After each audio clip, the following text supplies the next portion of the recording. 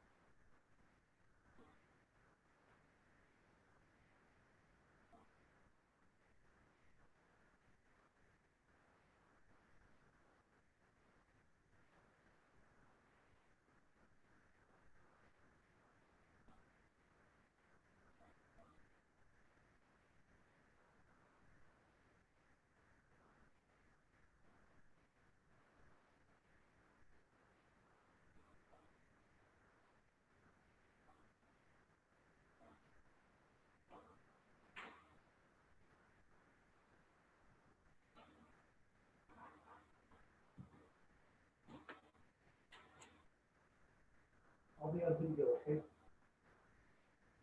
I'll be on video.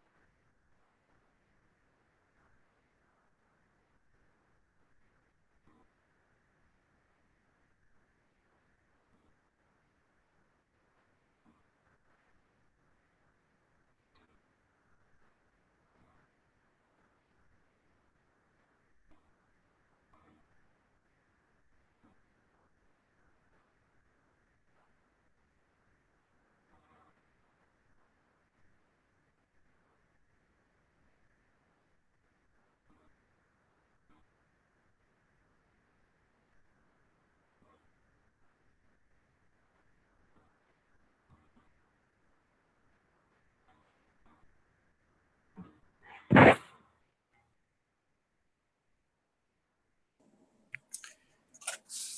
Con. Hey, Al, how's it going? Good. What's up?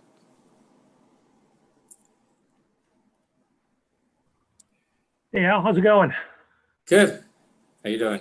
Not bad. Not bad. How's everything look? Pretty good. I've had it streaming for over an hour. Just I wanted to make sure everything was up and running. I didn't want any last minute rushes. Hey, Al, how's it going? Good. What's up? Oh, excuse me, I gotta mute something. Yeah. Al, how's it going? Give me a moment, Good. please. How you doing? Not bad. Not bad. How's everything look? Pretty good. I've had it streaming for an hour. I'll actually be back in a second. Last minute rushes. Hey, Al, how's it going? Good.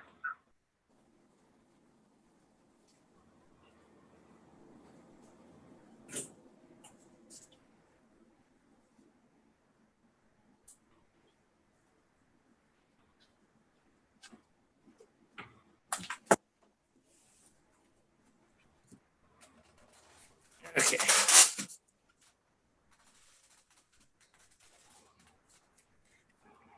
Okay, we just to let you know, we are broadcasting live now, so you better be careful what we say. Okay. Now I'm going to be getting the comments on my email. Yeah, Juliet's going to work with me. I don't know which one she's going to cover, but I'll take care of the other one. I should be able to do it. Wasn't able to get anybody else. I'll check around, see who's in. But And I'm wondering what I'm supposed to do with the comments. all I would do is I've asked Juliet to just any questions or relevant comments. You don't need to know when people say, hey, good story, nice reading, whatever. But, if somebody has a relevant comment, you might want to mention it. I would just talk to them as they come in. Okay. So I guess between readers. Yeah. Okay. So, there'll probably be a lag, like, when the second reader is speaking, you'll probably be getting comments about the first one. So, you could do one of two things. You could wait till the end of all the readers, or you could just intersperse them as you go. Yeah. Your call. Okay, I'll see what happens.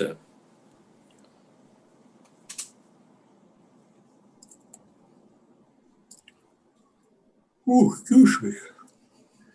Now, don't fall asleep on us. Got to get my yawning out of the way now. Yeah. This weather kills me. It just knocks me flat. Yeah, I know. And then with the pandemic, it doesn't help. Yeah.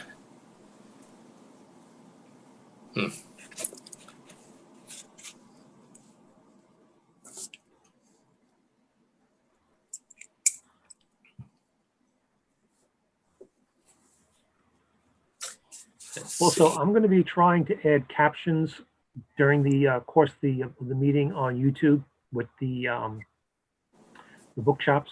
So we'll see how that goes.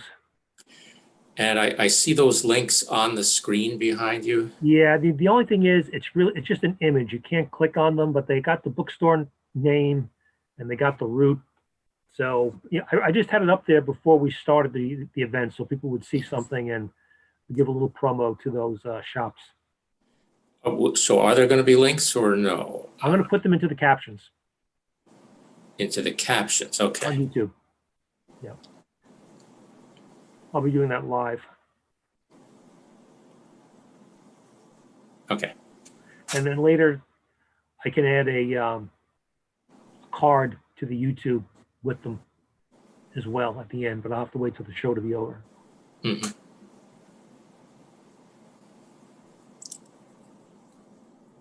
Did you get any rain up there by you today? It looked briefly threatening, but nothing happened. How about you? Yeah, we got about 2 or 3, periods of some, I would say, steady rain, and it let up.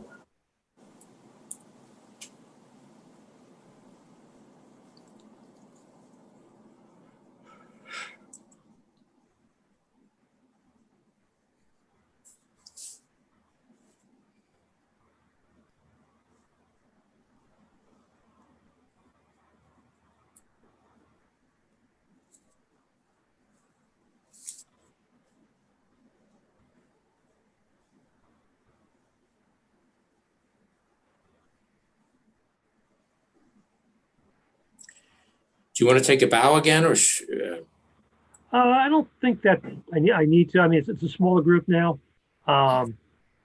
You know, it's just going to be the panelists coming in, you getting themselves organized. You can wave to me if you like, but you don't need to do Okay. anything. Okay. As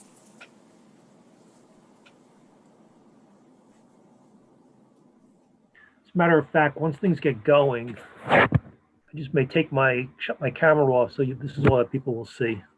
Uh-huh. Okay. Less distraction that way.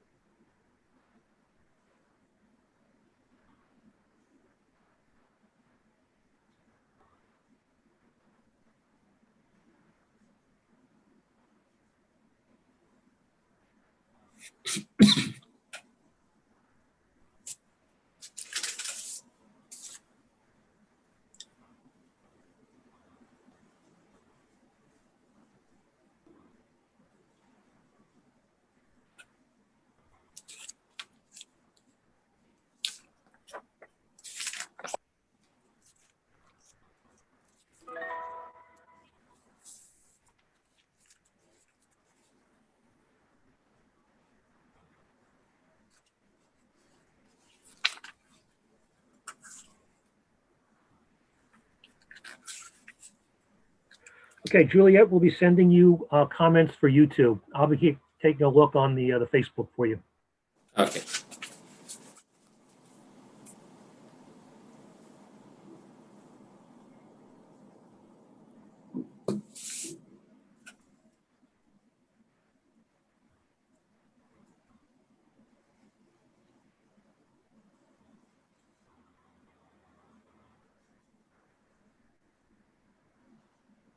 Okay, Nancy, just we sent the link to all the people, didn't we? Yeah, We did. Okay, let me. She just said, "Where is it?" I'll send her a note. that's funny. I just sent it to her again Could recently.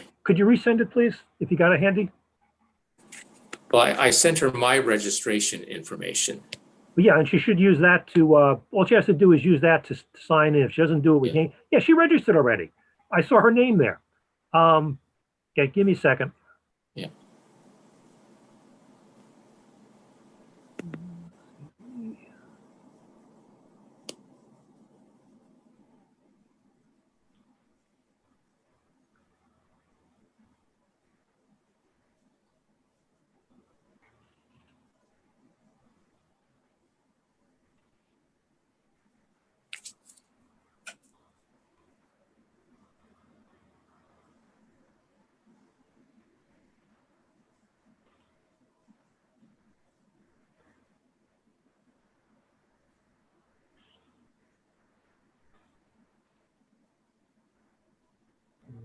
Okay.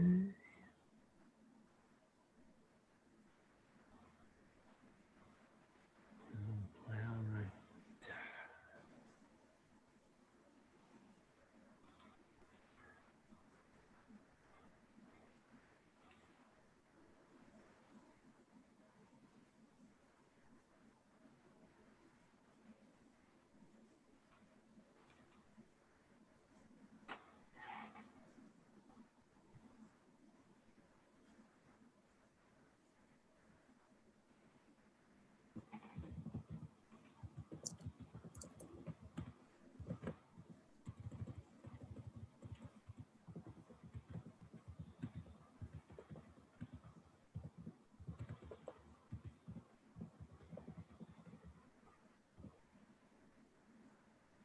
Okay, unfortunately, Zoom only has the registration link.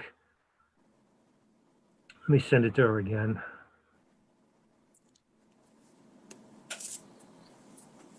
I thought she had it. I had sent her that. Yeah, no, she did register because I saw her name there. Yeah. So I will resend it to her. Hopefully that doesn't cause a problem.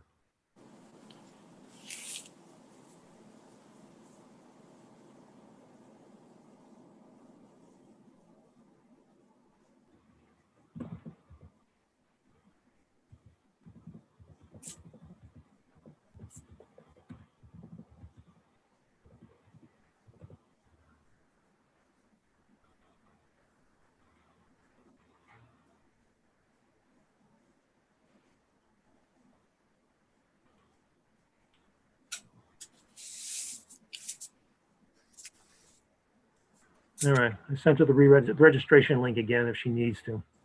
Okay.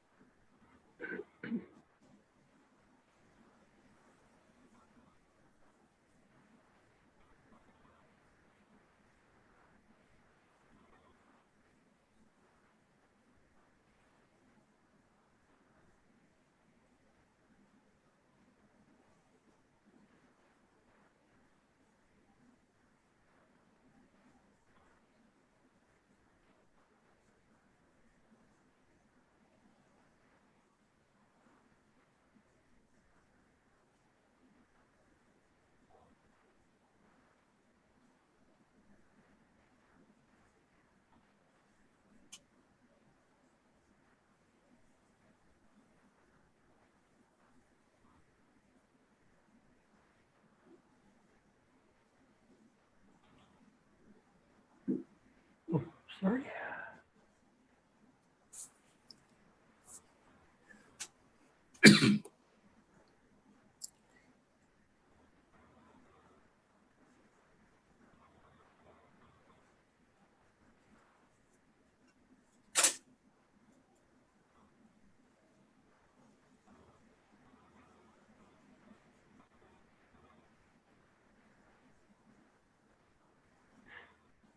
Hey, Jane. Hi. Hey, Jane. Hi, Al. How you doing? Long Yes. time no see. Yeah.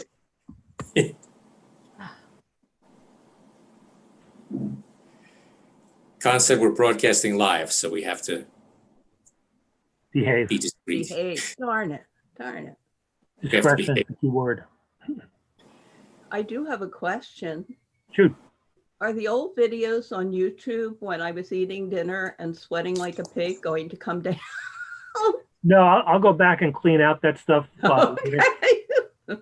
No rush. Just curious. No. It's the real me. Can't Hey, lie. look, I mean, I needed a shave last night and still need a haircut, but this is a slight improvement. We're all in the same boat. So, Yeah, well, you can get away with long hair. yeah. Luckily, I got a haircut right before this started. I did too, like 1 week before it all happened. I'm going on 5 months now. Yeah.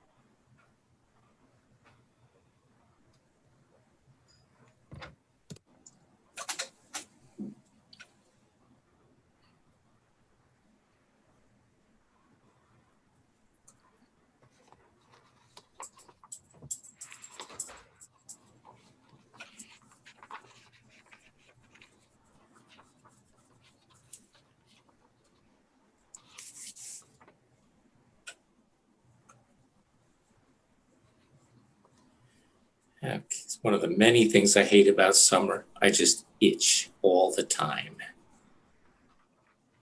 Really? Yeah.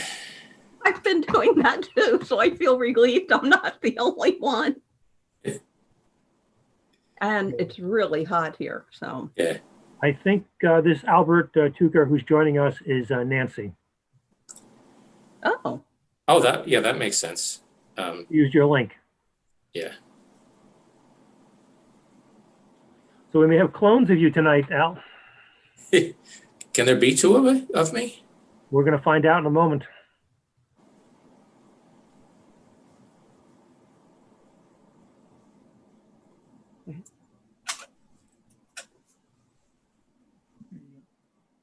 Hey, Erica, how are you doing? Good. Albert, you're all straight with the bylinks and where they are and how to get people there? I think they're. Okay. I'm going to add those into the YouTube as we go, and I'll also post them in Facebook in the comments. Okay, but we don't need to add the specific pages, just one at the bottom, right? There's just going to be one link at the bottom. Well, I'm going to find out with the caption. I haven't done captions in YouTube before, so however they let me put them in, I will. I think I've got to put them in one at a time. Oh, okay. All right, we'll see. It's a learning experience for me sometimes. Hey, Nancy, sorry if it took you. Thanks for sending the link. Yeah, I thought it was another copy of Al, so I was slow in letting you in. It Apologies. was fine. I like the way you're sort of this outline here. So you're Albert Tucker. My God. How can we fix that? Oh, Hi, Nancy. Do you have screens in those windows yet? yes. Can you fix my name? Because Albert sent, or do I have to start over? I can't. You might want to try. Let's see. Hold on. I might be able to. Oh, Yes, okay. I can. I've never done this before. Bear with me. Nancy. Okay, you got to help me spell your last name. I apologize. Ilyeau. How is it pronounced? Bilio? Ilyeau. I know it's not Bilio? French pronunciation, but it's the way And it's. as long as I'm asking, is that Matt's last name? No, it's mine. It's yours. Yeah, it's the Huguenot family. There you go. Okay, say it again so I get it right. Ilyeau. Bilyu, okay. It's easier than it looks. Oh, hey, you fixed my Oh, name. you did it. Yeah. Great. Cool. Right? Yeah.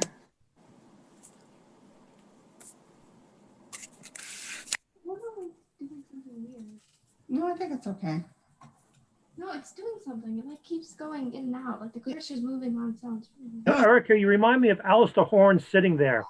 The big No. chair, the windows. Yeah, there we go. Alistair Cook? All right. Alistair Horn. I'm Sorry, Masterpiece Theater. bored because I can't have it like die. In the That was Sorry, Alistair Cook. I'm sorry, Yeah, yes. Alistair Cook. Alistair The one Cookie. British author, Yeah. forgive me. Yeah. That's what happens, you read too many books. The whole setting. It's not there. Well, I've double checked. I've got enough light to read with my contacts in, so we're good. Thanks, honey. All right, here comes Lanny.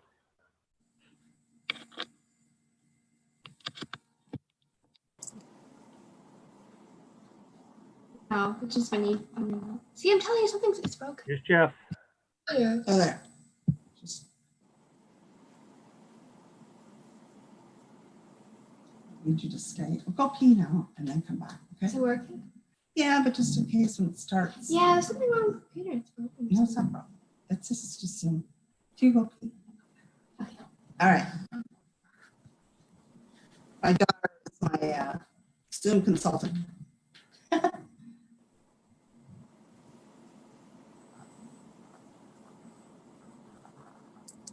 Nancy, who do you write for? I mean, Crime Reads or Crime Scene or the crime report. Crime Report? Okay. Yeah. Because I sort of dropped a note to Golden Notebook, who is one of the linked people, yay, that is supporting us tonight, sort of saying you were up here. And I wasn't sure. I finally wrote, oh, she just writes for a lot of online media, but it's Crime Report. Yes, it's a nonprofit. Okay. But I've written for Crime Reads once, which was great. Nancy, you're breaking up on us right now. Pardon? Your voice is getting kind of scratchy when you're speaking. Breaking up. Is it mine or Erica's? Yours. Oh, Nora, could you come back? Hmm. The volume, Here comes Eric. could you just, how do I fix the volume? I mean, how do I fix the quality? You were fine before, then kind of started getting scratchy. Yeah, what do I do? There. I will be recording this here and we'll have it on YouTube. I'll let the newcomers know we're broadcasting live right now, so be careful what you say. Eric, pronounce your name for me. Arneson. Arneson, okay, that's what I was thinking. Con, does Lanny know how to turn off? I don't know. Let me ask him to unmute. Yeah. And turn his mic on, his camera. Yeah, I think he's, Lanny, could you, Am I on, folks? Is that Lanny? Lanny's talking. Am I on? We hear you, we don't see you. It's the audio. Why, my camera's on. Hmm. okay, do you have anything covering your camera? Say again. Do you have anything covering your camera? I do not. No, There you go, there you go. no, that's. Oh, no, that's Camilla. Yeah. Hi, would you pronounce your last name for me for introduction? Trinchieri, pretend No, it's wait. a K. How about this? Is it Trinchieri, okay okay. now? Good. So somebody, anybody, how the hell do I get my picture on here? Con, is my voice okay now? You sound a lot better now. Okay, good. I think it was, my daughter was right. It was the power cord was in, and I don't know why. Hey, Lanny. Tom, is my audio working now? Now it is. We can hear you. Okay. Yeah. I'll take it out. I think we need to have no cord. Lanny, if you scroll your Yeah, we have the cursor wrong- down to the bottom, does a little bar pop up that has the video icon on it? All right. If I scroll down, It's not the computer. Like at the bottom of your Zoom window? It was just Bottom- they were flipping. Bottom left. no, I see, No, I have mine on top. It looks like. It varies. Working.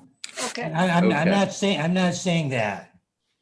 Okay, thanks. What Wow. kind of machine are you using, Lanny? Electrical cord in there? Say what? What kind of machine are you using? Laptop, No, a desktop. Alex brought that. desktop? Okay. You Oh, should be seeing it. If you move your cursor to the bottom of the screen, a menu bar will pop up. Windows, right?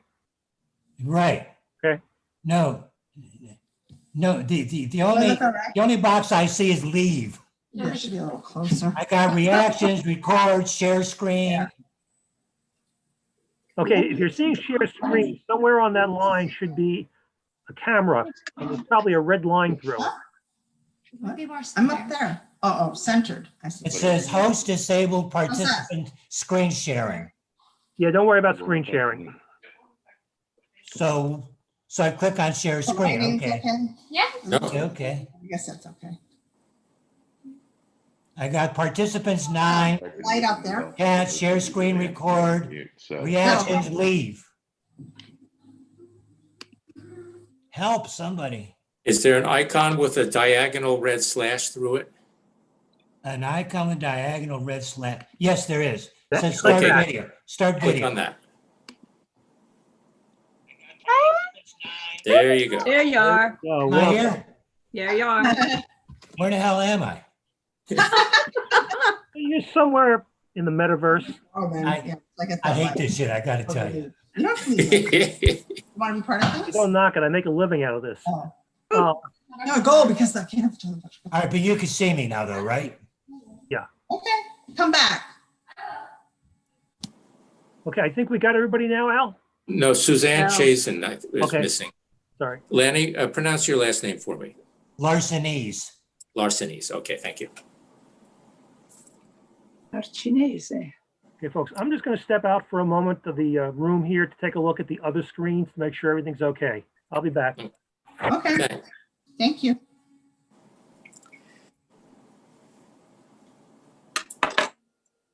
So we- I'm You trying look to like think the of white wine spritzer crew here. Yeah. I'm jealous. I just have, regular water. What's wrong with me? a pep talk to give everyone, but nothing's occurring to me. Nancy, Will one day be over? Nancy, has your connectivity been okay? Yes, yes. Okay, you've got it resolved? Because I was going to say, we can switch slots and you can come up here. She's just down the road a piece now. No, I think my voice sounds okay now. It sounds okay to me. It looks okay to me. Yeah, I think I had the wrong cord. I can give you Joe Biden's running mate in case you don't know it yet. Are you dying to find out? I don't know. I- I don't I hear know any already. enthusiasm. I'm not going to let you know then. So there. I just found out. That's why it was just announced.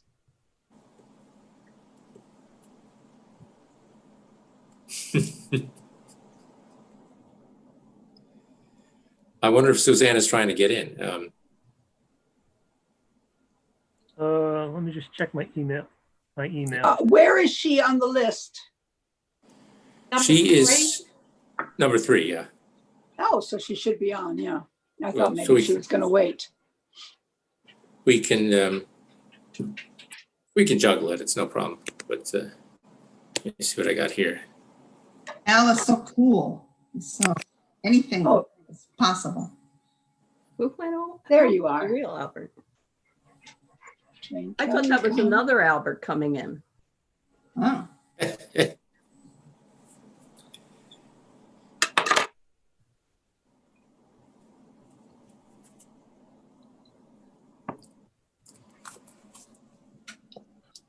Okay, we're looking good, Al. We're starting about a minute. Okay, still no There's a Suzanne. 2-second delay from where we are to the other two channels. So hopefully nobody's looking at those. It gets a little confusing. So once you start, it'll take about 25 seconds and then it'll begin. Okay, we don't have Suzanne waiting to come in anywhere? Oh, sorry. Just sorry. I was away. Oh, there she is. Oh, I don't see her. I don't see her. She's coming in a moment. She's connecting her audio. Oh, Hello. Hi, Suzanne. Hi. Oh, Hi. Yeah. Hi, everyone. Is it Chazen? Chazen, yes. Yeah, okay, good. Oh, Very there's- good. Well, I'm glad. I was hoping this link would work. I'm not always lucky. Has everybody else had power outages the last few days? Last week. Yeah. Yeah. So I was thinking I haven't really tried this yet, so who knows what's going to happen. Yeah, well, I get that. Yeah, I'm going to step away, Al, virtually at 6 o'clock. It's all yours. Okay, is it? I have 6. We're live. Good evening, everyone. Welcome to our 3rd virtual MWA New York chapter reading. You may have also heard it called our virtual KGB reading in honor of the KGB bar on in Lower Manhattan, which is our usual venue in happier times. We hope to be back there someday soon, but for now, we're doing everything online. Stay tuned to announcements for future readings. We will be having another one in October and another one in December. And if you're a chapter member and would like to read, please let us know at readings@mwany.org. Now, before we get started, I would like to recognize some people who have made this event happen, such as Con Sweeney, who is the man behind the curtain, who's done all the technical stuff. Con, thank you. Also, thanks My to pleasure. Jane. He just popped up there. Oh, very good. Also to Jane Kelly and Juliet Fletcher, our publicity committee. They have also done a lot of work to make this happen. thank you. Finally, you're going to be hearing about some books that may interest you.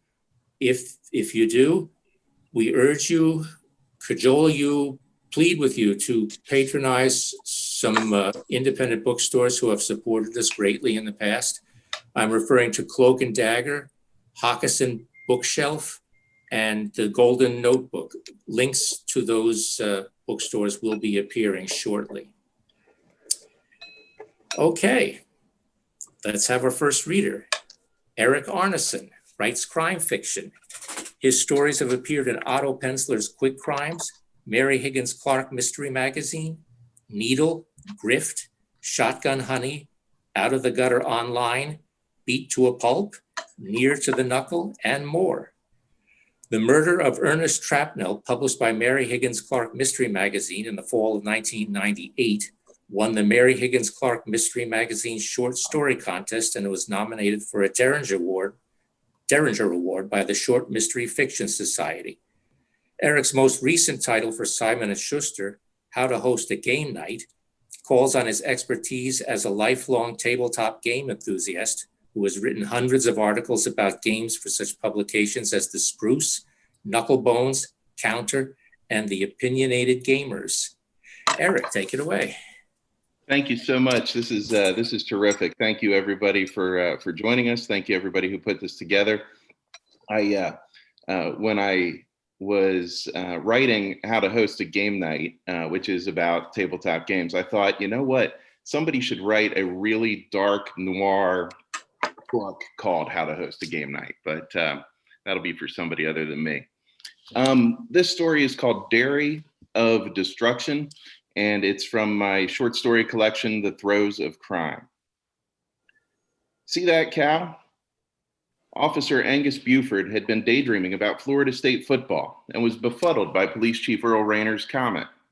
What? Rayner spoke slowly. Behold the bovine. Buford looked out the passenger side window to ascertain what the hell his boss was talking about. I'm beholding, but which one? There's like 100 of them. Off by herself, Rayner said. Down there, by the creek.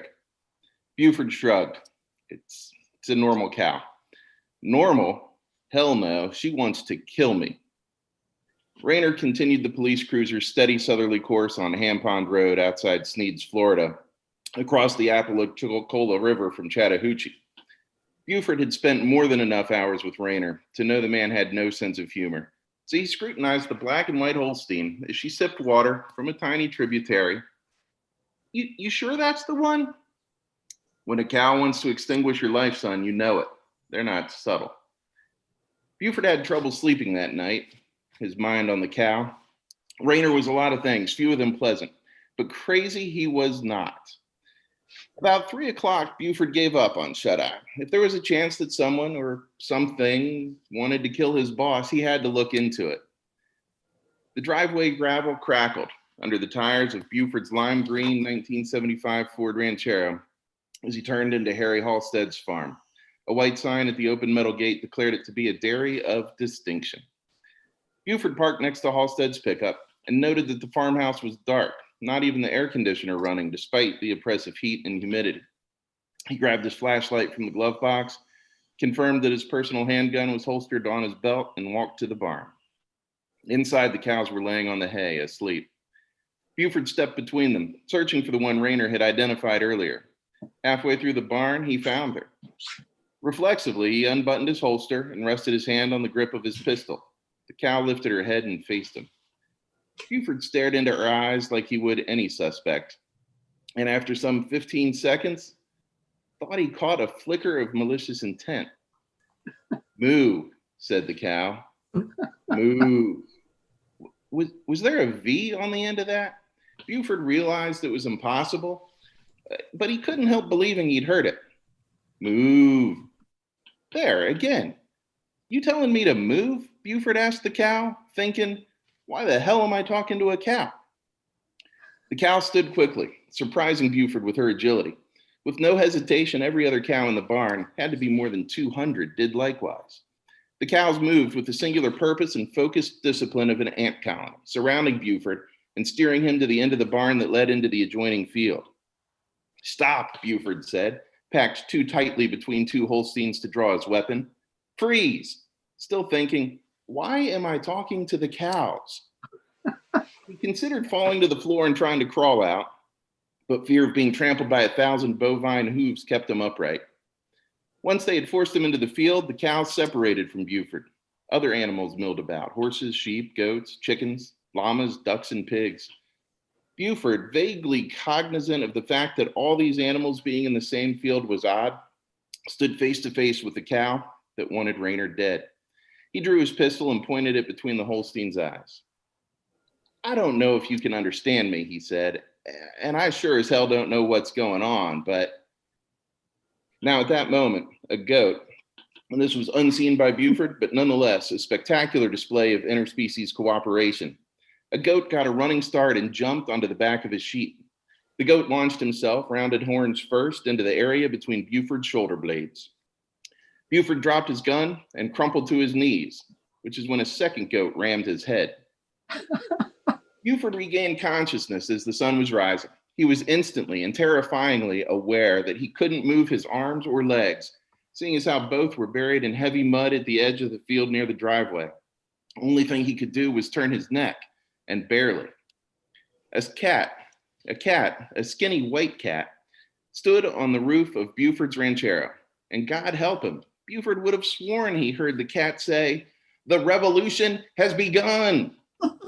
Turning his neck in the opposite direction, Buford's eyes widened as he spied the slow, steady approach of a passel of hungry hogs. Thank you very much. I appreciate it. Wonderful. Thanks, I Eric. love that. Thank you. Thanks. Okay, thank you, Eric. That's a good start. And we go next to Nancy Bilyeu. Nancy Bilyeu is a magazine editor and novelist. Her staff jobs have included Rolling Stone, Entertainment Weekly, and In Style. Her fifth novel, Dreamland, is set in Coney Island in 1911. The protagonist is an heiress who strays from her luxury hotel on the ocean to the amusement parks nearby, while a series of young women are murdered and found on the beach. Nancy, you're up. Thank you. Thank you for having me at this very exciting virtual KGB reading. I'm going to be reading from chapter 5. And in this chapter, Peggy, the heiress, the main character, who's 20 years old, and her younger brother, Lawrence, have arrived by train to the special depot at the Oriental Hotel, which is a hotel that did exist in reality, right on the Atlantic Ocean, less than a mile from Coney Island. It was a hotel that the richest people in America and some aristocrats in Europe used to go to. Okay, here we go. Peggy and her brother have decided to go on a bike ride. Lawrence wanted another lemonade, and we walked our bicycles back to the pier. By the time we reached the lemonade table, I was sure that we'd made the correct decision to turn back. My arms and legs throbbed from the ride, and the small of my back was beginning to ache. When I heard the first woman's cry, I thought it was nothing. But then a second person shouted. I heard, "No," and what happened? Lemonade cup still in hand, I made my way to the top of the pier. A group of people stood waist deep in the water in a semicircle, gathering around what looked like the shape of a woman wearing a long blue or black dress. She was face down, one of her feet caught in the pier piling. An arm floated alongside her. I couldn't see the other. Most of her long, dark hair was wrapped tightly around her head. None of the bathers seemed to know what to do. All of us, in the water or on land, felt the same way, frightened, horrified, but unable to look away. By that point, at least 20 people had gathered. The water swelled with a wave higher than the ones before, and it loosened the woman's foot. The man nearest to her in the water reached out and seized her arm, turning her over. I have no idea why he did that, except for an appalling curiosity. Because of the long black hair wrapped around her head, no one could see her eyes, which I'm positive was a blessing. Her mouth hung open, her tongue extended in a gray face. One of her arms, I now saw, was missing. Step back, shouted a new voice on the pier. It was a tall, black-haired man in a policeman's uniform, the second policeman right behind him. We jumped apart to make room for them. A week in the water, the policeman declared and turned to the other man. Organize the removal. A woman standing to my left said, "Oh, the poor thing must have gone out too far and drowned." I said, "No, I think that's a dress she's wearing, not a bathing costume. She wasn't out swimming." "Oh, then the poor thing killed herself," said the woman, her eyes bright. She was eager to discuss this tragedy. "Yes, but there must be 100 better ways to kill yourself than to jump off a 10-foot-high pier," I said. "Are you a writer for the newspaper?" said the policeman standing on my right. I looked over, curious myself, to spot the writer in question. I'd never met a newspaper reporter. After a few seconds, I realized he was looking at me.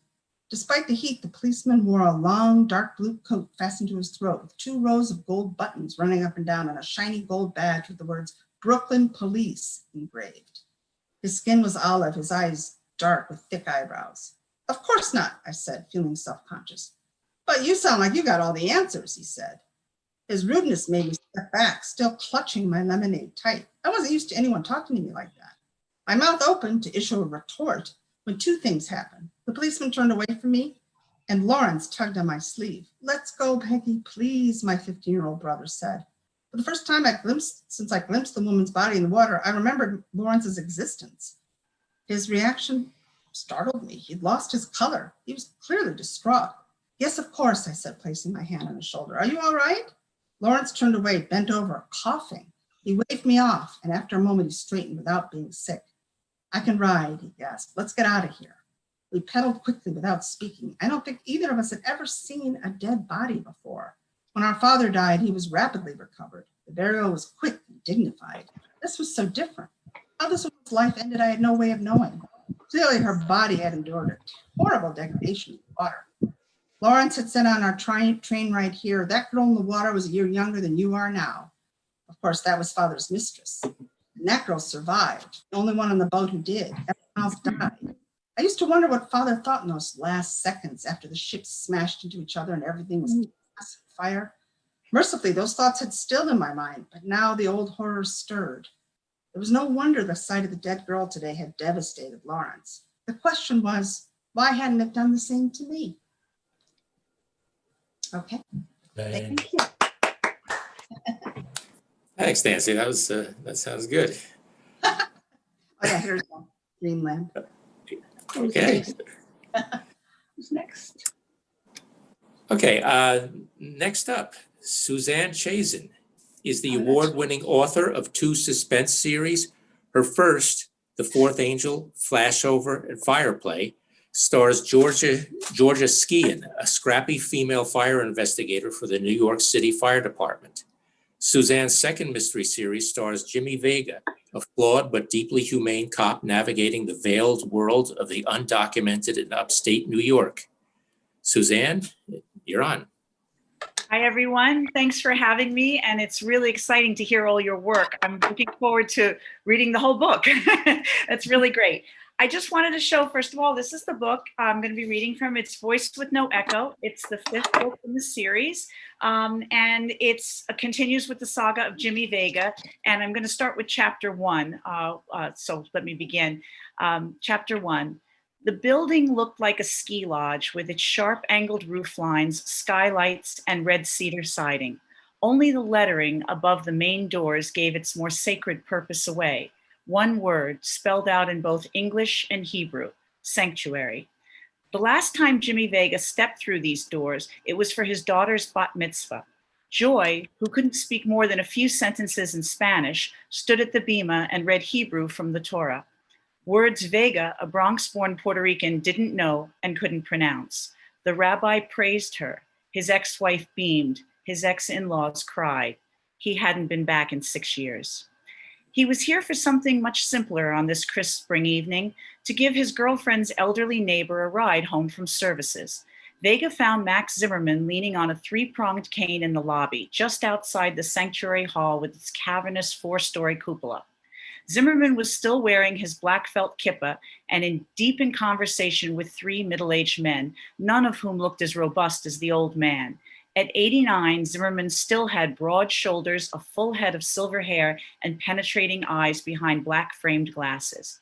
When one of the men stepped back, Vega noticed another figure, also in a kippah, at the center of the conversation, a short, burly man with brown skin creased beyond his ears and large, patient eyes. "Ah," said Zimmerman, catching sight of Vega, "just the man I wanted to see."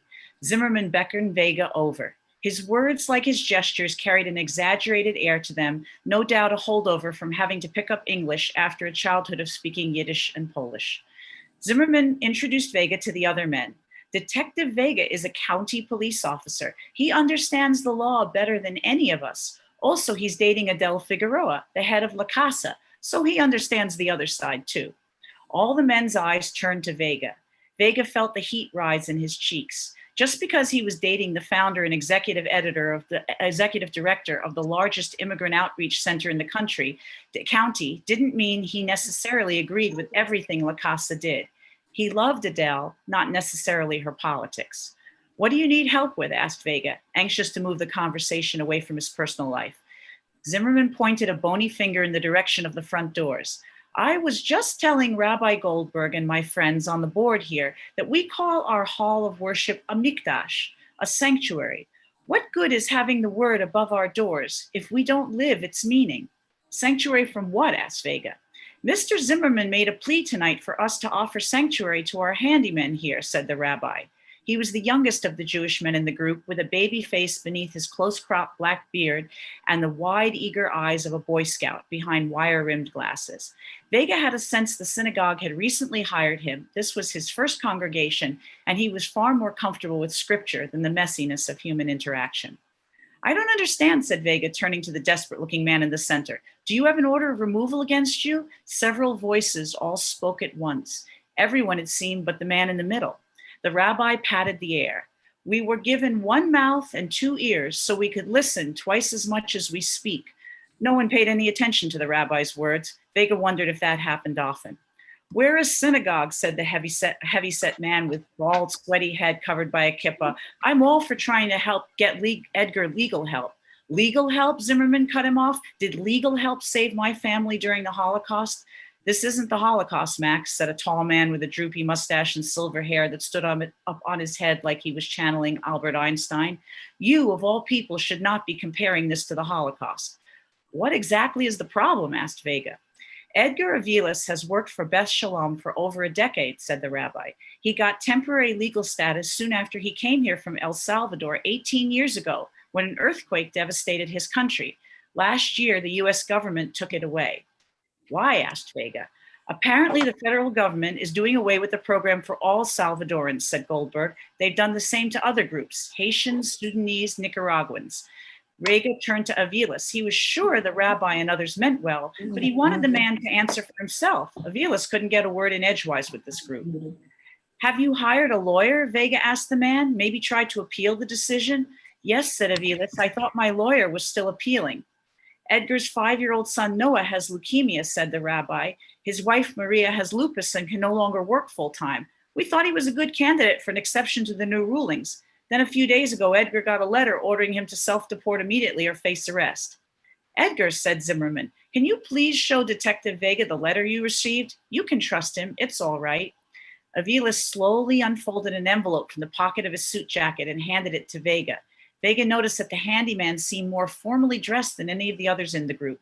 His white shirt looked freshly ironed. His dark suit looked like the one he wore to every wedding, christening, and funeral. His wavy black hair was combed stiffly into place. Only his chapped hands gave him away. They were a working man's hands. Vega opened the letter. It was addressed using his full name, and it originated from the Broad Plains Field Office of Immigration and Customs Enforcement, a federal agency better known as ICE. The letter instructed Aviles to call the office immediately with proof that he had a plane ticket to El Salvador. Failure to do so within 3 days of receipt, it explained, would be grounds for immediate removal. Vega handed the letter back to Aviles. Did you speak to your attorney? He's on vacation, said Aviles. His secretary says my case is still pending before a judge. How can they deport me when the judge has not heard my story? Have you spoken to anyone at ICE? Vega asked Aviles. My niece, Lizette, talked to an agent. She is hopeful he can help. So you filed a stay. A stay? Aviles hesitated. I don't think so. He didn't ask for any paperwork. Then what is he doing exactly? I don't know. Look, the heavy-set bald man said, focusing on the other faces in the group except the handyman's. No one's saying we can't take up a collection for Edgar's family, help them out with food and rent and medical bills, but there's nothing else we can do. Nothing is what a man does when he's dead, Sam, said Zimmerman, dismissing the fat man with a wave of his hand. The living must always do something. Something that will send us all to jail, Sam shot back. Something that will get Beth Shalom and the board sued. Edgar's not even legal to work at the synagogue anymore, and you want to let him live here? We'll spend our endowment funding a cause that many of our members won't support. Zimmerman turned to Vega. Our congregation has been here for 50 years. Could something like this really shut us down? It's a violation of federal law to knowingly house or employ illegal immigrants, said Vega. So yes, the temple would be breaking law. There could be consequences. Would ICE arrest religious leaders, break down your doors? I don't think so, but they could if they wanted to. Zimmerman gestured to Vega. What did I tell you? Jimmy knows these things. He knows. You have a business card? Asked Zimmerman. Vega fished one out of his wallet. Give it to Edgar if he needs the name of a police officer to call. Mr. Zimmerman, said Vega, I don't know that I'm going to be much help against ICE, especially if his niece is already in touch with them. They're federal and I work for the county. Better to know one officer than to know none, said Zimmerman. Give him your card. Vega turned it over to Aviles. The man tucked it into his breast pocket. Vega met the man's dark, soulful eyes head on for the first time. Do you have other family here who can help your wife and children if you return to El Salvador? Just Lizette, said Aviles, but she doesn't have. He motioned with his hands. He wasn't about to tell a police service officer outright that she was undocumented. She is also asking for help from her employer. He is an important man. Maybe he can help. Who is the niece's employer? Glenn Crowley. Glenn Crowley, our district attorney? He is a very powerful man, yes? Glenn Crowley is powerful, all right, thought Vega, but with the kind of power Aviles would do well to stay away from. In all likelihood, he had no idea his wife had hired an undocumented housekeeper. I wish you and your family good luck, said Vega, shaking Avilas's hand. He did not meet the handyman's gaze. In his heart, he knew Edgar Avilas was as good as deported. Thank you.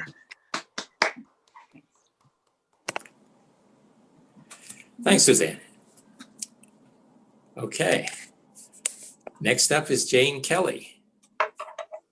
Jane Kelly is the author of the Meg Daniels mysteries set in New Jersey shore towns. Jane is also the author of the Widow Lady mysteries and the Writing in Time mysteries. She is the past president of the Delaware chapter of Sisters in Crime and currently serves on the board of the New York chapter of Mystery Writers of America. She holds an MS in Information Studies from Drexel University and an MPhil in Popular Literature from Trinity College, University of Dublin.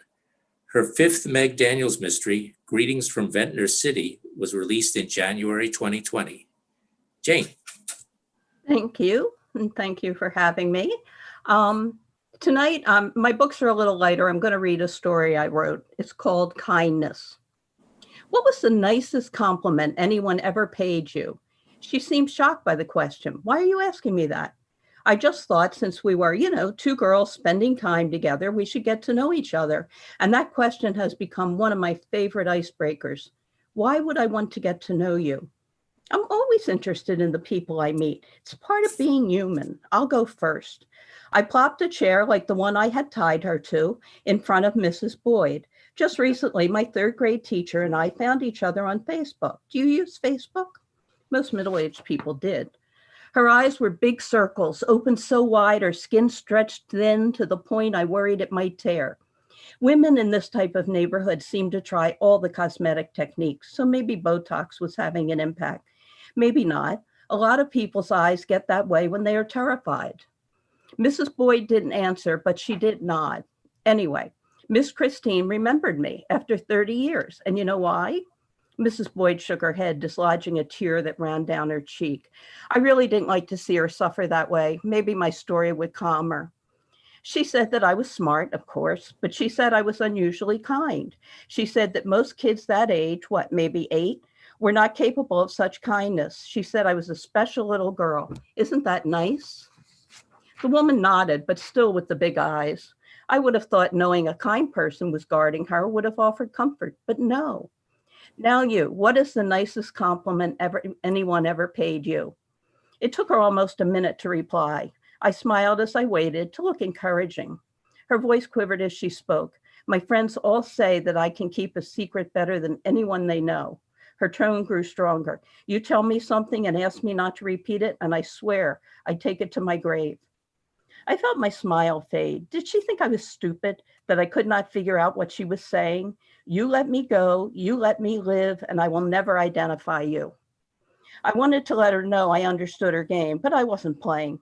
That would only upset her further. Well, discretion is a very nice trait. Next question. What characteristic do you admire most in others? I like a sense of humor. Buddy, the guy in the kitchen with your husband, he has a great sense of humor. I think that's what drew us together. Now what attracted you to your husband? She looked away from me. He's very kind. Her tone was flat, resigned, probably worried she would never see him again. Oh, like me. This woman was just pandering now. I did not admire that, but I wanted to be kind. That was who I was, a kind person. Any other characteristic you admire? What the hell are you going on about? Buddy returned from the kitchen. I was just chatting with Mrs. Boyd. I smiled at my husband, but I knew a friendly expression wouldn't calm him down when he was in a mood, and he was in a mood. Well, Mrs. Boyd better keep chatting. The guy she married wasn't the talkative type. Somebody in this house better be, or else. He didn't say, or what, but the gun in his hand pretty much finished his sentence.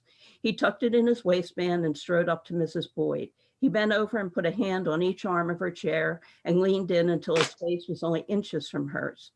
Now, Mrs. Boyd, your husband maintained there is no safe in this house. That is not what my sources tell me, and I have no reason to doubt them. I wasn't sure if Mrs. Boyd noticed that Buddy was using the past tense. Chester Boyd might be alive, but I doubted it. I knew Buddy. He had been alone in the kitchen with the man for over 20 minutes. Buddy had a lot of strong points, but patience wasn't one of them. Where is the safe? but he didn't so much ask as demand. In the den, Mrs. Boyd gave up the information right away. And the combination? Buddy pulled a gun from his waistband and brandished it at Mrs. Boyd. Without hesitation, she gave him 8 numbers. They better work. I saw frustration on his face as he left the room. Mrs. Boyd collapsed, not that she could fall very far. Her head fell forward onto her chest and her shoulders slumped. I'd done a pretty good job of securing her. Is my husband okay? She whispered, her voice so low that I had to ask her to repeat herself. He might be sore for a few days, I lied. Tell him next time, don't resist. I felt good being reassuring, being kind. We won't tell anyone, I swear, she was begging. I know, that is your best trait, the ability to keep a secret. I smiled. Why make her worry? Yahoo! Buddy's voice rang through the house. Well, that sounds promising. This will all be over very soon. Buddy came back into the room. He dropped 2 plastic shopping bags stuffed to overflowing by my side. Very good, Mrs. Boyd. Despite his praise, his posture was menacing as he approached her. She started shaking. Buddy used the butt of the gun to brush a hair off her forehead. Your husband wasted a lot of my time today. He ran the barrel of the gun down her cheek and pointed it upward from under her chin. Now, what are we going to do about you? He took 5 steps back and made a great show of letting his deliberations play out on his face. I've been through this with Buddy many times. This was his favorite part of any home invasion. He delighted in terrorizing the last one standing. But I've been thinking a lot ever since Miss Christine praised me for being kind. It did not have to end this way. Oh, for God's sake, Buddy, I walked over and snatched the gun out of his hand. You have to follow my lead on this one. Excuse me. As I walked towards Mrs. Boyd, I flashed her a look that said, men, what can you believe them? The look in her eyes changed from pure terror to puzzlement and then to relief. They were saying, thank you. You are a kind person. She was waiting for me to untie her bonds, but I didn't. Instead, I held the barrel of the gun an inch from the bottom of her skull. No need for her to feel the muzzle. I hesitated just long enough to scold Buddy. Honest to God, Buddy, just for once, why can't you be kind like me? Then I pulled the trigger. Jeez. Mamma mia.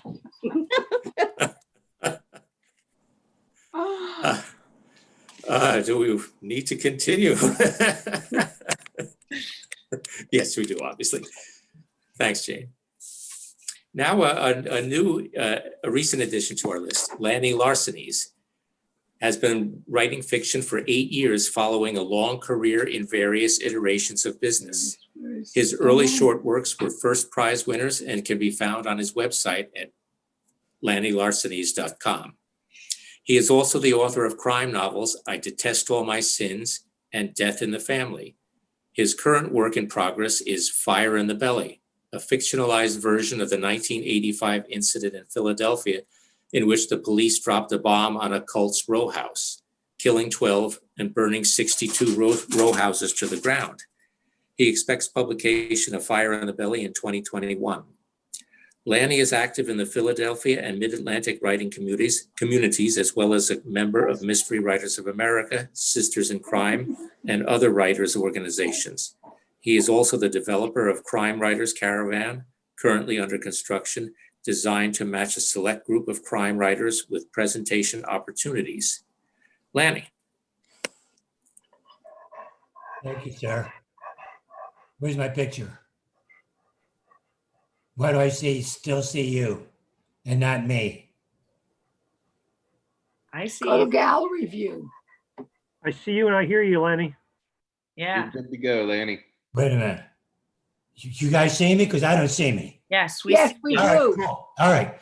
This is a scene from my novel, Death in the Family, which was released in January of this year. By the way, it's a little grim. We found him in Cheltenham. Is he all right? I'm afraid not. We need you to come down. Is my father all right? We need you to identify his body. I'm sorry. Where is he? I said. They were at the Melrose Shopping Center behind the pizza shop dumpsters. I'm leaving now. Shock. It worked better than drugs. It let me function. It masked my grief with a drape, but behind it was an uneasy shuffling and scraping, something going on back there, like the theater right before the curtain rises, when the props are dragged into place and actors taking their positions. I turned into the Tired Strip Mall. 10 squad cars surrounded Dad's Cadillac. Its doors and trunk lid were open. Next to it was a coroner's van with a gurney with a sheet covering him. Was it him? The sheet hid my father like the curtain hid my feelings. Does it come down to this, a body under a shroud? I smelled a sickening odor of decayed flesh wafting from the open trunk of the car. The coroner lifted the sheet. I recoiled when I saw my father's face. Eyes frozen in fear. Broken jaw agape.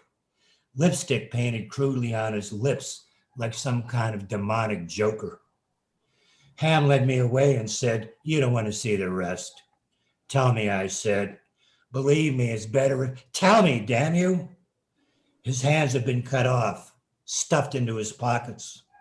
I looked back at the gurney at the bulges under the sheet where the pockets would be. I imagined stumps of the bloodless hands protruding from them. Hands that showed me how to shoot a gun, use a knife, handle myself, punch the air as he taught me the South Philly statutes. They were the hands that gripped my mother's waist, hoisted her in the air while she screamed in feigned fright, like a little girl riding higher and higher on the big girl's swing. A loving man with hands that would cup her face and give her a big wet kiss, an imperfect man she could redeem. I vomited against a dumpster. Was he alive when they did it? Did they use a saw or an axe? I wiped my mouth with my sleeve. I watched the van as it took my defiled father away. "Don't let my mother see him," I said to Detective Ham. "She'll want to see him, they always do," he said. I needed to keep the shuffling of my trauma and grief behind the curtain in order to function at all. Dried leaves from chestnut trees fluttered down like dying butterflies. Mother stared silently out the window of the limousine, leading the caravan through Gethsemane Cemetery. Modest headstones surrounded by marble crosses and Jesus statuary stood silent sentry over the plots of ordinary people. Pretentious mausoleums grimly asserted a final chance to lord it over the humble graves they overshadowed. I touched my mother's arm. "Are you okay?" "Your father didn't deserve this," she said. "Not like that Hollister from the FBI said." "I'll never hold him again," she said softly. She looked at me with imploring eyes. "I felt so guilty for leaving the convent," she went on. "I knew so little. He was so gentle and patient and loved me so much." Her demeanor changed. She said, "Whoever did this has to pay. You need to find out, Donnie." Her voice dwindled, breaking my heart. "Can you do that?" "Yes, Mother, I will." She was too fragile to hear much else. "I'll stay on the police," I said. "They don't care who killed Carlos," she said, bitterness etched on her face. "Can you leave it to me, Mother?" Her eyes were iridescent with sorrow and anger as they bored deeply into mine. "I will find out who did this." As the limousine merged into the expressway, I felt strangely relaxed, eyes half closed. Sometimes in my life, things came together in a powerful way. This was such a time. I would take on Gaetano or German or whoever it was who did this, beat them down, get away with it, staunch the bleeding in my mother's heart. I would do the necessary. I'm the daddy now. Mhm. Bill? Beautiful. Nice work, Lanny. Thanks. I told you it was grim. Well, grim is good. Very strong. Okay, next up, Jeff Markowitz, is the author of 4 mysteries, including the award-winning dark comedy Death and White Diamonds. His next book, Hit or Miss, is due out in the spring of 2021. Jeff is past president of the New York chapter of Mystery Writers of America. Jeff, you're up. Thank you, Al. I'm not promoting anything in particular tonight, so I went through and picked out a short story that I think you might enjoy.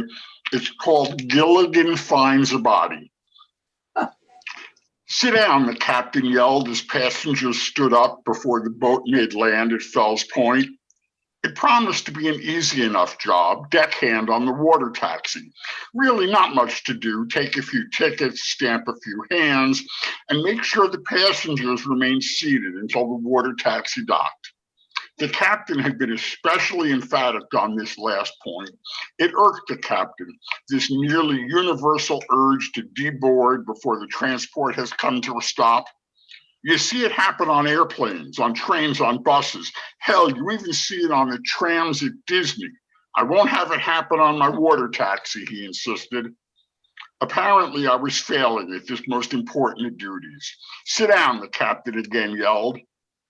It was my first day on the job, working crew on the water taxi, helping my mom pay the bills.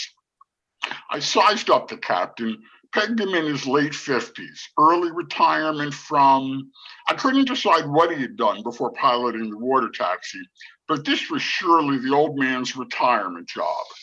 A tranquil job, he must have figured, and it was tranquil out on the water, especially in the moonlight, if only it weren't for the passengers. Sit down, he yelled a third time, and then under his breath, thinking no one would hear, assholes. I nodded to the offending passengers, smiling, cracking wise, as if to say, don't mind the captain. Hey, Gilligan, I don't pay you to entertain the passengers. Keep a sharp eye. I can't see shit from back here. In truth, he couldn't see shit from anywhere. He told me at the start of the shift about his one eye, and I wondered how it happened, but he wasn't about to take me into his confidence. Okay, skipper. Standing at the bow, I peered into the dark waters. Turn right, I yelled. What was that, shit for brains?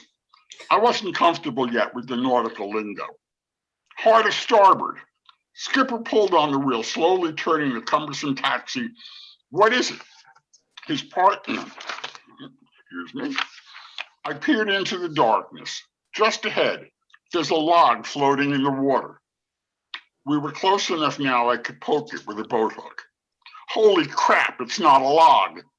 Like I said, it was my first night on the job, so I didn't have a basis for comparison, but I was willing to bet this wasn't a daily event, the water taxi finding a dead body floating in the water.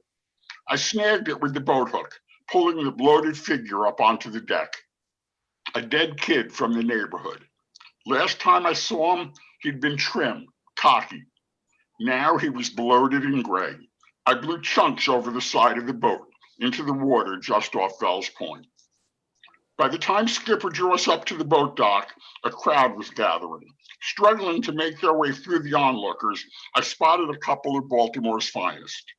What do we got? The first cop wanted to know. He was my age, early 20s, his uniform neatly pressed, a serious young man pulling on white latex gloves before he poked at the body. His partner climbed through the crowd. Back up here, everyone, back up. Turning to his partner, he asked, a floater? I thought he was a log, I explained to the officer, but he wasn't talking to me, not yet. I'll get to you in a minute, kid. Skipper took the opportunity to pull me aside. Listen up, Gilligan, this ain't civics class. Just clam up, you understand? By the time the cop was ready to talk to me, I had managed to clean myself up a bit. I heard the old guy call you Gilligan. What's your real name? Benny Levine. You're the one spotted the body? I nodded again. I thought it was a log. The cop thought for a minute before proceeding. Was there anything different tonight? I mean, other than the body? Tonight's my first shift. The cop chuckled. So how you like it so far? I wanted to speak up. I wanted to tell him I could identify the body, but the skipper had been quite specific. Just clam up. Our passengers had been patient, their taxi ride interrupted by the sudden appearance of the bloated corpse, but now they wanted to know how they were going to get back to Harbor Place. Sorry, folks, the skipper said, not sounding in the least bit sorry. We're out of service. He turned to me, come on, Gilligan, I'll buy you a drink. I followed the skipper as he set out on foot, heading north past the old brick storefronts, a light rain softening the night sky now. He moved at a surprising pace for an older man, turning left, the rain intensifying, past the restored townhouses, walking into the rain now, saying little until we reached a poorly lit tavern on the edge of Little Italy. Sitting at the bar, Skipper shook the water from his windbreaker. He looked me over carefully. First time? Huh? First time you'd seen a dead body, up close like that? Yeah, I said, first time. I thought so. The skipper grew pensive. Everybody tosses their cookies the first time. He waved to the bartender who brought over 2 small glasses and filled them with clear liquor from an unmarked bottle. I stared at the bottle. What's that? The skipper smiled. Grappa. He handed me one of the glasses. The grappa burned going down. Skipper motioned to the bartender. What's good tonight? The dead body had apparently not disturbed the skipper's appetite. Let me see what I can find. The barkeep disappeared into the kitchen, returning with a platter of unfamiliar meats and cheese. At my house, cold cuts came from Hebrew National. This was definitely not Hebrew National. The barkeep handed me a piece of meat. Try this. What is it? It smelled suspiciously like dead kid. To be fair, everything smelled like dead kid. Skipper laughed, gabagool. He turned to the bartender. With his chin, the skipper pointed to the silent television at the far end of the bar. Rain delay, the barkeep said. Orioles down by 3. Talking baseball with the bartender, Skipper seemed to forget about me, except every time he signaled for another grappa, he made sure the keep filled both our glasses. Maybe it was the grappa, or maybe the gabagool, but I began to think that Skipper was right. Clam up, no reason to involve myself in the death of a neighborhood drug dealer. The police would figure out soon enough about Mickey. No good would come of explaining how I knew. Come on, Gilligan, the skipper said, rousing me from my bar stool. Let's head back. Skipper dropped a few bills on the bar. The barkeep looked over and grinned. Did you show the kid your eye? With his one good eye, Skipper stared right at me. You coming to work tomorrow? I needed the money. Yeah. Skipper nodded. Good. He pulled a keychain from his pants pocket. Hanging from the keychain, he showed me his bad eye. We walked back to Harbor Place in silence. I could still smell the gabagool.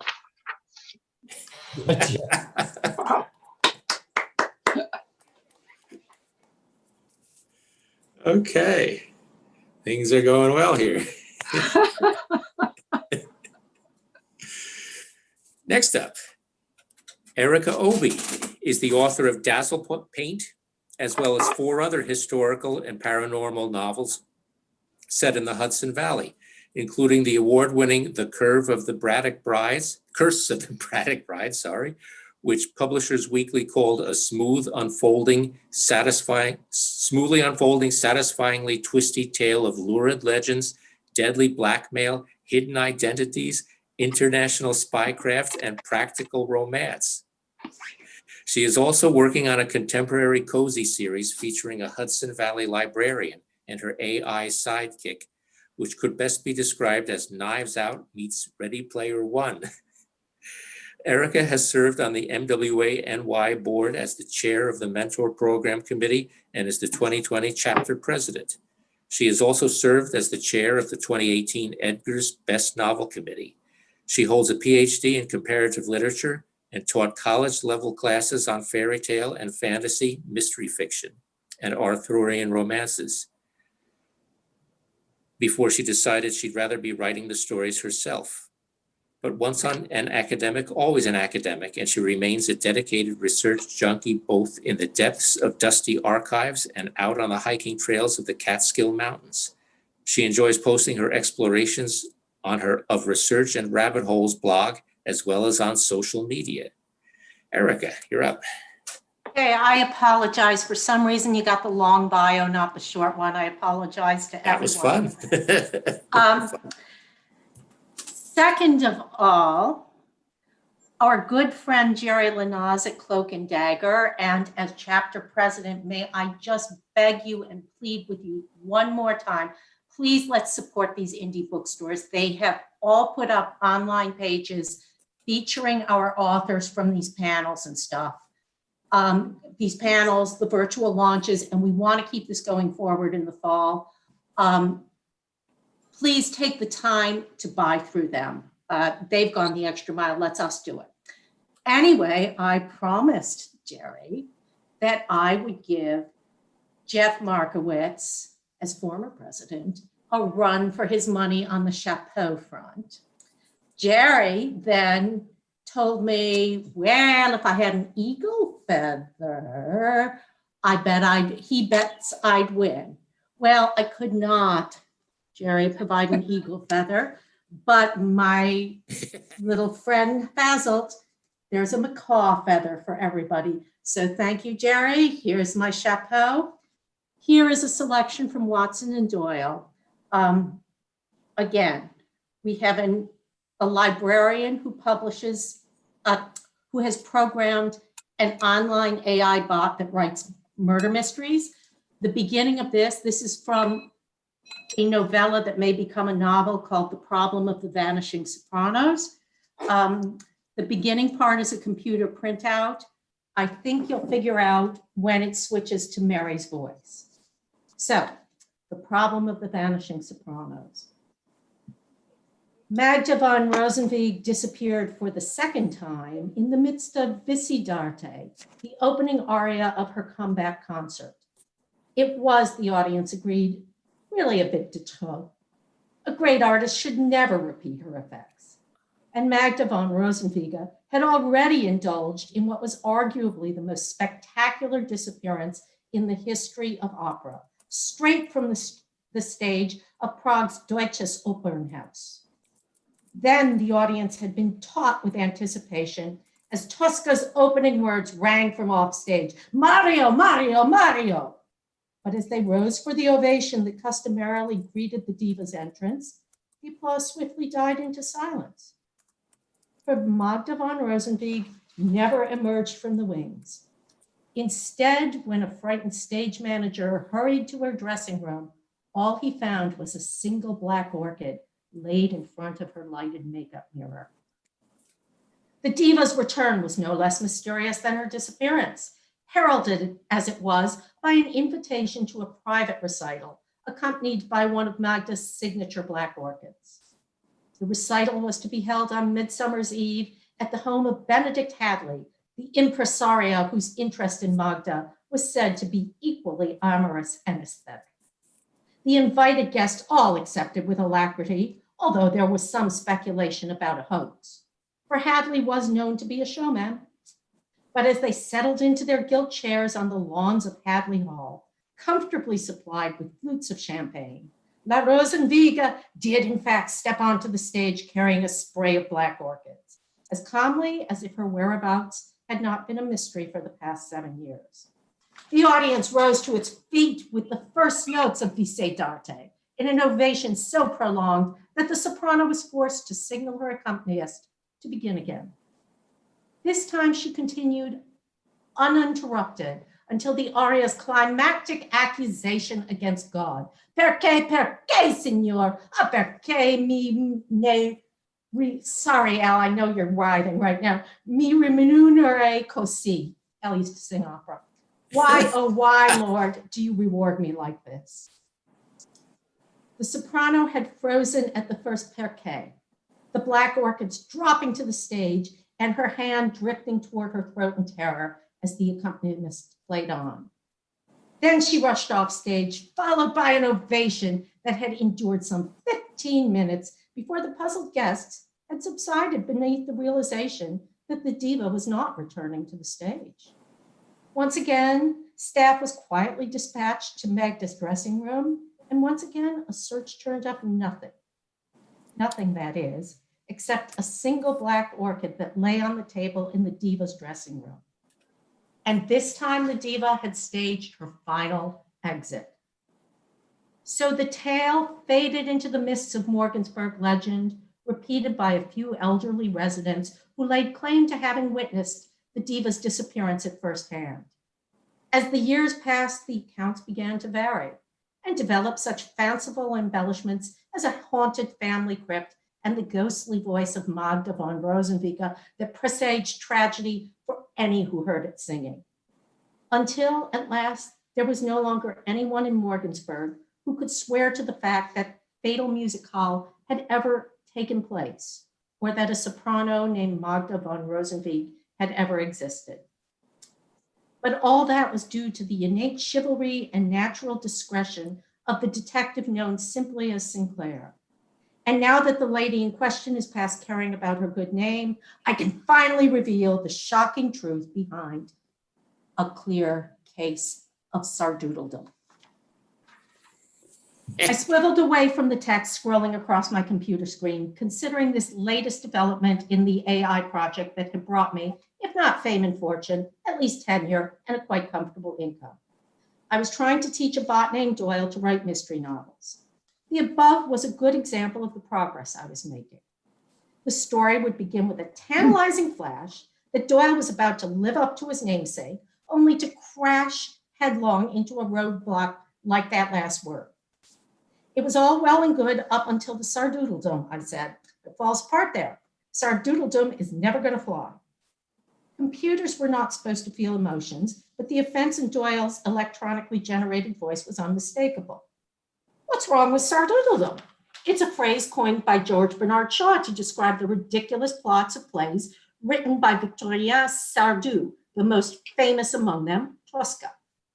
If you check your memory banks, you will also see that it sent an 11-year-old competitor in the 2007 National Script Spelling Bee into fits of uncontrollable laughter. Although he did spell it correctly, which is better than I would have done, I said.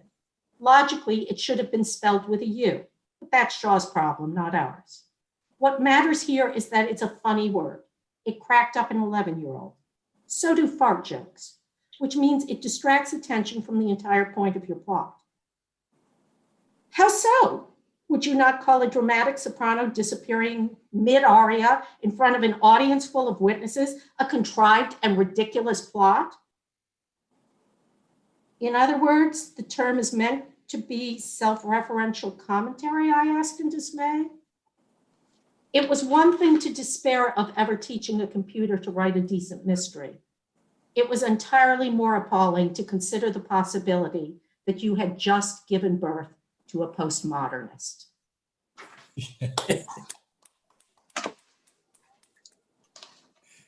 Well, thank you, Erica. You ever Like sing that? Tosca? Oh, You would yeah. have sung Scarpia, right? No, I actually, there was nothing, no big role for me in Tosca. I did a couple of the comprimarios. I was trying to do the more Wagnerian tenor stuff, but I went to Germany and didn't catch on, and that was it. We'll talk about it sometime. All right. Okay, our final reader, Camilla Trinchieri, worked for many years dubbing films in Rome with directors such as Federico Fellini, Pietro Germi, Franco Rosi, Lina Wertmüller, and Luchino Visconti. She immigrated to this country in 1980 and received an MFA in creative writing from Columbia University. Under the pseudonym Camilla Crespi, she has published 7 mysteries in the Trouble With mystery series. The Breakfast Club Murder was published in 2014 by 5 Star. As Camilla Trinchieri, she has published The Price of Silence, Soho Press 2007, and Seeking Alice, SUNY Press 2016, a fictionalized account of her mother's life in Europe during World War II, which won an Italian-American Studies Association award. Both have been translated and published in Italy, along with What Really Happened to Billy, a novel she has not yet tried to sell in the States. Murder in Chianti, Soho Press 2020, is the first in a series of Tuscan mysteries. Camilla. Thank you. Thank you very much for having me. It's been nice. It's nice to be back with MWA. Gravina, a small town in the Chianti Hills. Monday, 5:13 a.m. The sun wouldn't show up for at least another hour, but Nico got out of bed, shrugged on a t-shirt, pulled on a pair of shorts and socks, and laced up his sneakers. Bed had stopped being a welcome place. Both back in the Bronx brownstone he and Rita had lived in for 25 years, and here in this century-old two-room farmhouse he'd rented since May. He set up the mocha and, waiting for the gurgling to start, made the bed. Since he'd begun making his own bed at age 3 and 4, he never walked away with it unmade. A neat bed started off the day with order, gave him the sense during childhood that all was well despite his father's drunken temper, his mother's fear. He knew it was all an illusion, but somehow it had helped then, and now, when he was trying to find order again. A quick gulp of espresso shook him fully awake, followed by a forbidden cigarette that he smoked at the open window. Back in the Bronx apartment, he had happily lived by Rita's house rules. Now he had the unwanted freedoms that came with being a widower. Bad language when he felt like it, dressing like a street bum, a cigarette after morning coffee, an extra glass of wine or two with dinner. Small stuff that would never be worth it. The air was still chilly in the early morning, which Nico welcomed as he set off for his 3-mile run along the winding road up to Gravina.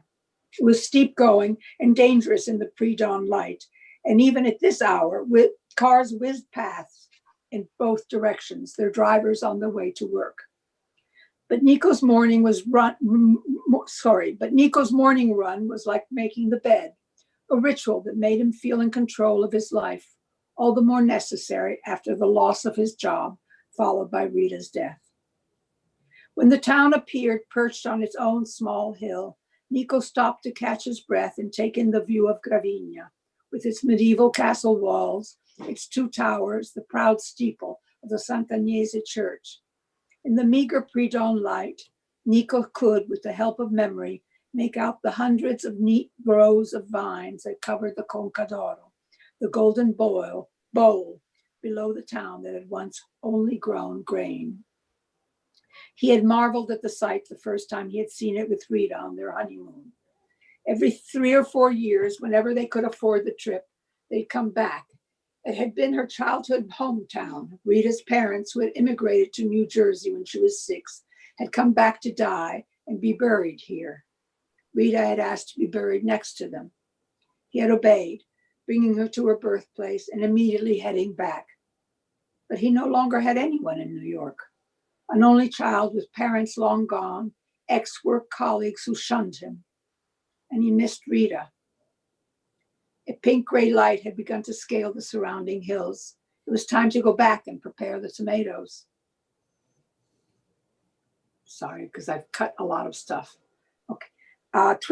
Instead of his usual slow walk back, he started to jog home. Twin motorcycles rent the silence of the morning with their broken mufflers. A few cars passed, one honking loudly to announce its presence behind him. Another, a Panda, whizzed past, only a few inches away. Just another crazy Italian driver. A 10-minute shower restored Nico. Cargo pants, a clean shirt, bare feet, and he was ready.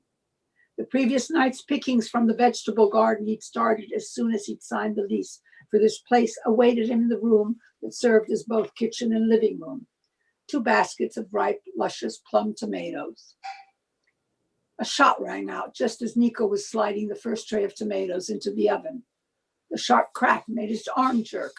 Tomatoes spilled on the floor. Shit. Hunting season wasn't opening for another week, but some hotheads were too eager for boar meat to follow the law. His landlord had warned him about the boars showing up en masse now that the vineyards were loaded with ripe grapes. The farmhouse Nico was renting was close to a dense growth of trees, the beast's favorite habitat. Only one shot. If this guy was after boar, he must be a damn good marksman. A wounded boar would spare no one. I stop here. Thank you. Here's the book. Yeah. Thank you. Thank you, Camilla. Very, very nice. And Lani, your name is really Larcinese. Yes. Lani Larcinese. Yes, it is. Yes, it is. Albert, So you're this on was mute. fun. We can't hear you, Albert. We can't hear you. Albert. I finally remembered. I finally forgot to unmute. Oh, Not bad. I remembered all night and now I forget. Okay, as I was saying, futilely, thanks Camilla, thanks to all the readers, thanks to the audience. We hope you enjoyed it. Remember readings at MWANY.org if you'd like to read. And remember our independent bookstores, as Erica mentioned. Very definitely. Yeah. And good night. Good night. Everyone. Thank you. Good job. Nice See you meeting next you time. all.